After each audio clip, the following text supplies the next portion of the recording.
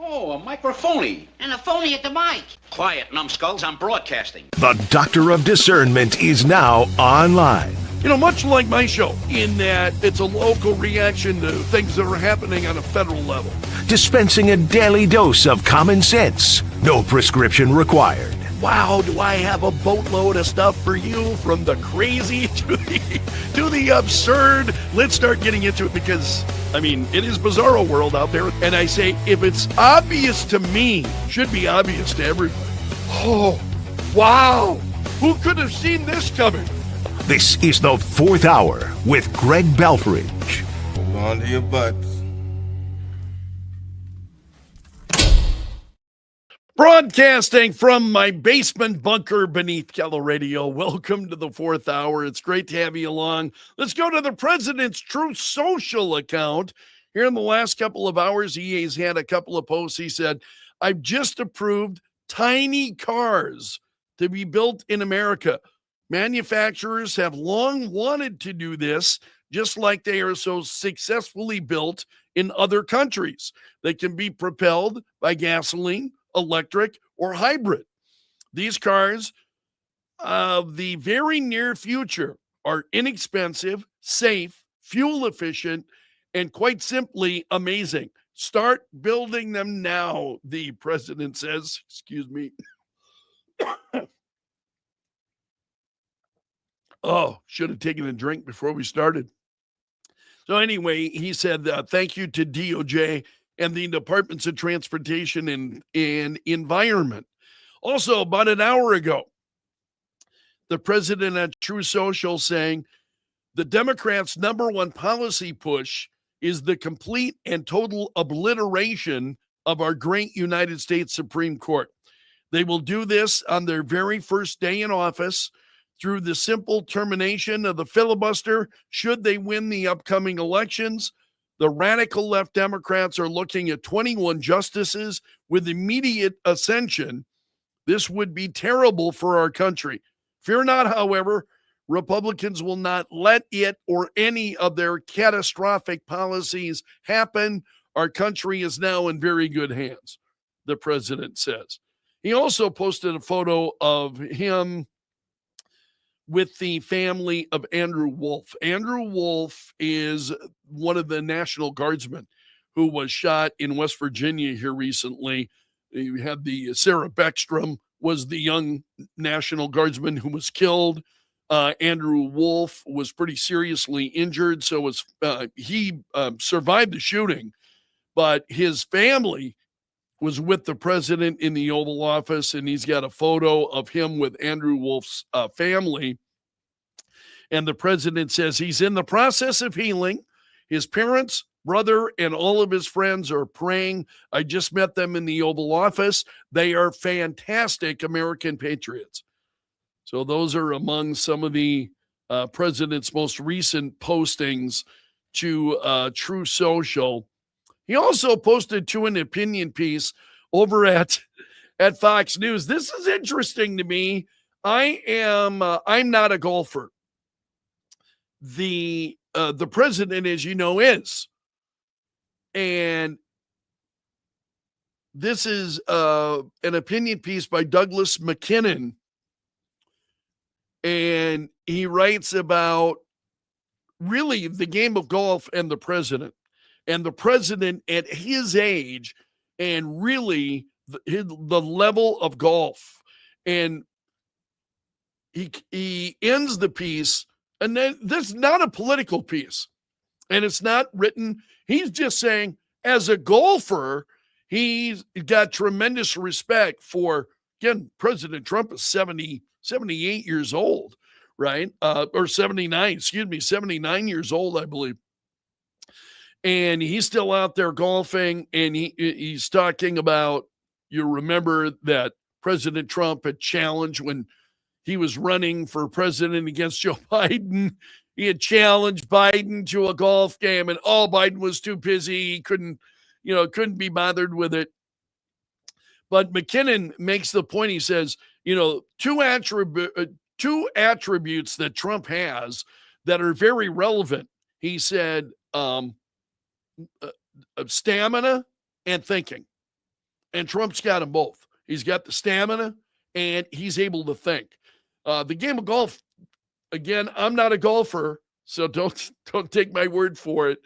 But those who golf, you got to be able to think. Where are you going to, where do you want the ball to go? Where's the best place? How are you going to get it there? You got a lot of thinking in the game, and as well as stamina. Whether you're walking a course or whether you're in a golf cart. But it's an interesting piece. Excuse me. My coughing really seems to resurface about this time of the day. So take a look at that at foxnews.com.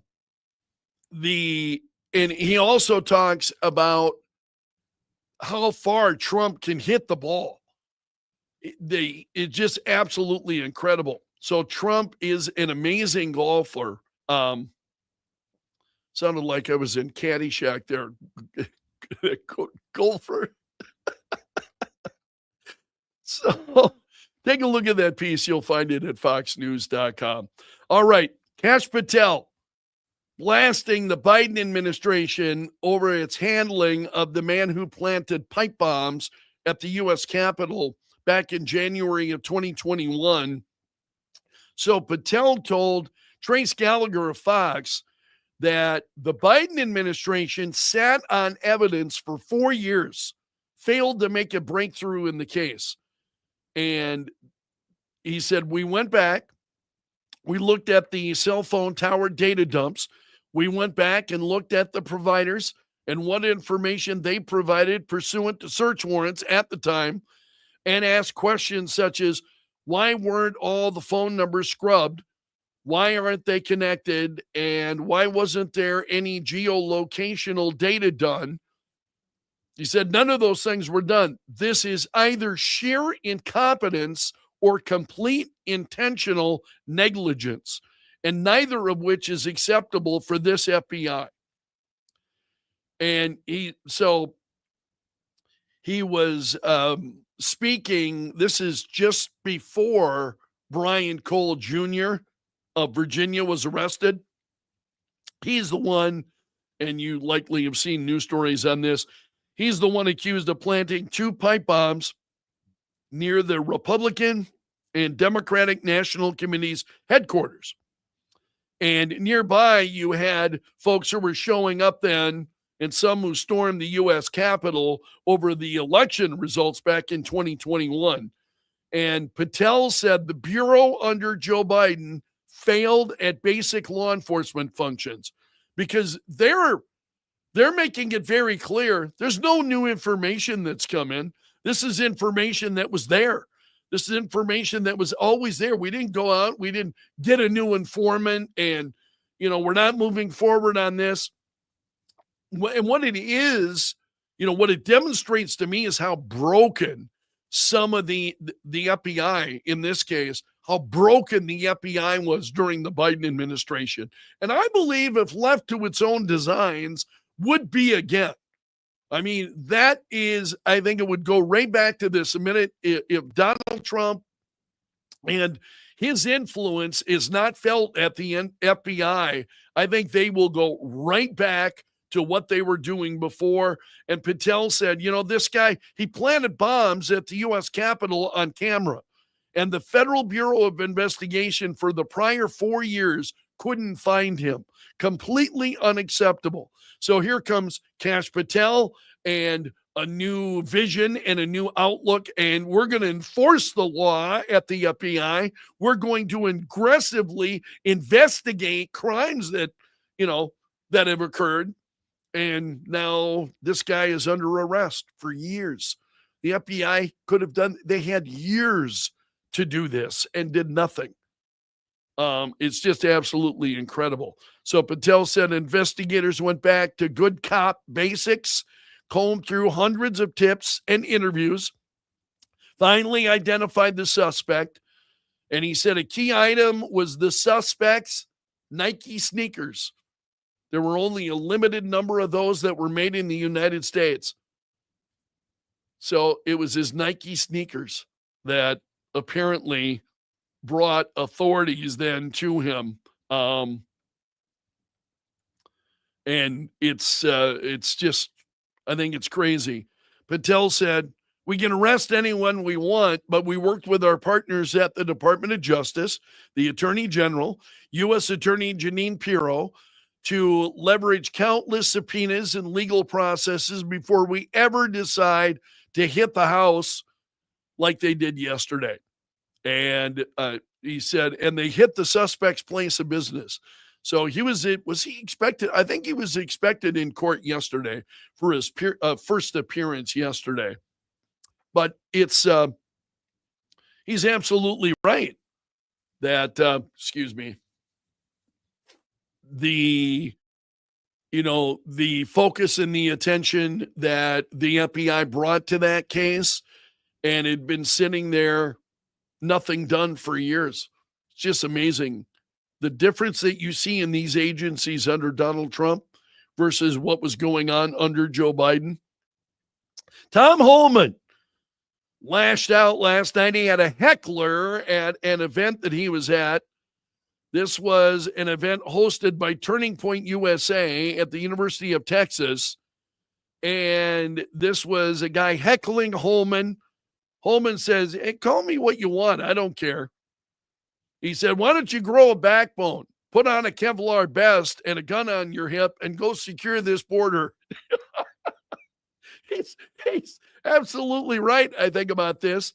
So there was a man during a question and answer period who appeared to be the same guy, the heckler, who suggested that the gunman in the 2019 El Paso Walmart shooting was inspired by what Holman had been saying in his anti-immigration statements. And he talked about this guy. He said he was just your everyday conservative, drove hundreds of miles to our city based on your belief that Hispanics are replacing the white race of white people, and we need to scare to deter Hispanics from coming into the country. Have you ever heard Tom Homan say anything like that? I have listened to numerous interviews of Tom Homan, and he is not talking about Hispanics replacing the white race. What what crazy hell did these people come from? It's just absolutely nuts.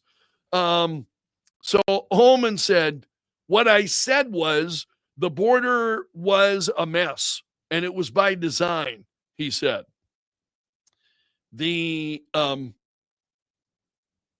Back in June, he was during an episode of Pot Force One with Miranda Devine. He said that the Biden administration and Democrats had sold out the U.S. for future political power by allowing millions of illegal migrants to come into the country. And he said they wanted to overwhelm the system because they knew it'd be millions of people that they thought would be in their corner in the future. In other words, they let all these people in hoping they'd vote Democrat and wanting to give them all kinds of things. This is why you see Democrats who are, when it comes to law enforcement, we don't want to have law enforcement. We hate law and order. We're not going to have law enforcement. And we're going to have all kinds of money for you. We are going to give you SNAP benefits. We're going to give you everything else. And it's all designed to get these folks to vote Democrat. I totally agree with Holman on this. And he said there's no other reason why you would open a border. There's no downside on a secured border.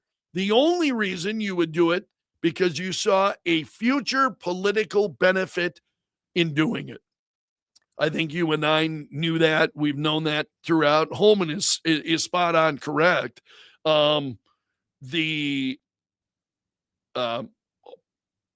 absolutely right. It's all about getting people into the country, giving them whatever you can get them,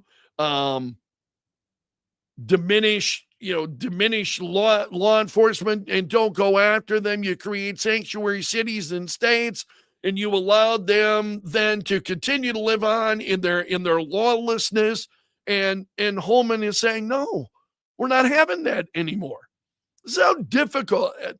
At least this is what I have taken away from this. Once you allow that to go on, that kind, from my perspective, it's just insanity, that you see those kinds of things going on. But once you allow that to go on, taking that back and reinstituting law and order and, those kinds of things, incredibly, incredibly difficult. Holman said, I've worked for 6 presidents, starting with Ronald Reagan. Every president I ever worked for took steps to secure the border. Even Clinton, Obama took some steps. No one was more successful than President Trump. His success was unprecedented because he was absolutely serious. Holman goes on and says, but Joe Biden, I've said this many times before, Joe Biden is the first president in the history of this nation who came in office and unsecured a border on purpose. They opened it, they meant to open it, and they knew exactly what they were doing. I totally agree. I believe that from the very beginning, that they knew exactly what they were doing. They were on top of it. Other stories I wanted to share with you this morning. Netflix going to buy Warner Brothers, at least they hope to. They announced this today. So I have not shared this story with you yet. Netflix today announced plans to acquire Warner Brothers Discovery Studio in a $72 billion deal. Huge. Beating out Paramount and Comcast. So there's a bidding war with all of these. So Paramount wanted to get Warner Brothers Discovery. I don't know. I'm not a Netflix fan. I really am not a Netflix fan. And I don't know that I've not enjoyed the direction that Netflix has moved in. So I'm not too fired up about that. We'll see whether or not that actually comes together or not. As to whether Netflix will get Warner Brothers Discovery Studio. There's a lot of material coming out of Warner Brothers that I really enjoy, which is one of the reasons why I'm a little selfishly don't want to see Netflix get their hands on it. So we'll see. Also, New York Post has got a story regarding Nancy Pelosi and Marjorie Taylor Greene. Their benefits, they will collect, the pension benefits that they'll be getting will cost taxpayers $38 million a year to pay out. The timing of Greene's abrupt retirement, as well as the 6-figure sum that Pelosi will receive, have brought attention to the little-known perk for ex-politicians, renewed calls to end the program. And the vice president of research for the National Taxpayer Union Foundation said of Marjorie Taylor Greene, he said, I can't read her mind, but it certainly seems as if, he's talking about her announcement that she would leave Congress. He said, it certainly seems as if it was timed to make sure that she got vested. So in other words, she waited until she was vested in, the retirement program of Congress, and then she bows out of Congress.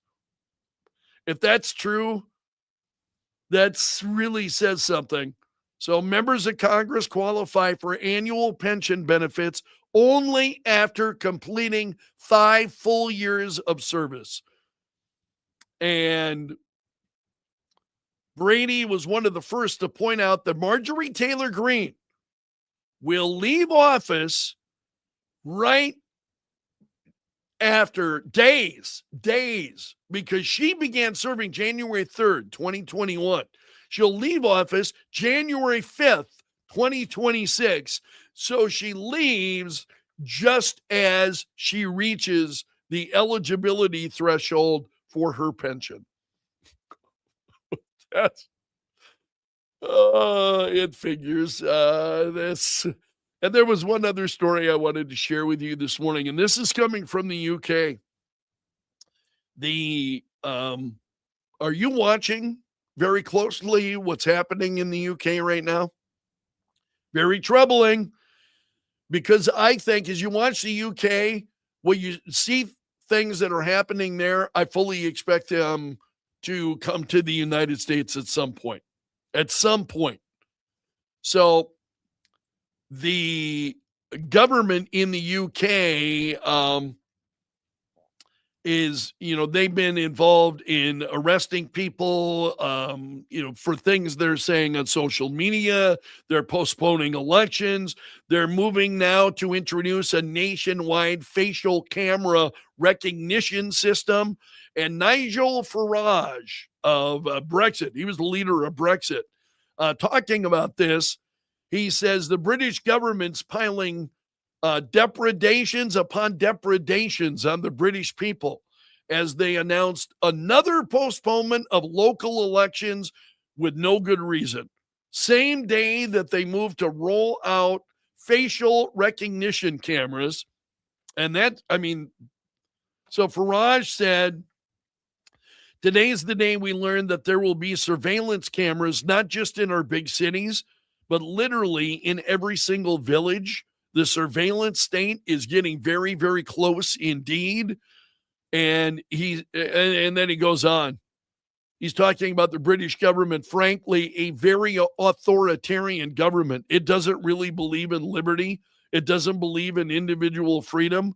And we learn it doesn't really believe in democracy either. So Breitbart has got a story on this. It's worth following because, as I say, I think you see some of these things happening overseas, and some of them are headed for the United States. I'm going to leave it there for today. You have made it to the end of the video. Thank you so much for being here. You are part of my gallery of champions. If you're not a subscriber on YouTube yet, please become one. I would very, very much appreciate it. Special salute to the Bunker Brigade. Those are the folks that are here each and every day. And I appreciate you all so much. So I want to wish you a wonderful weekend until Monday, my friend. I'm underground and gone.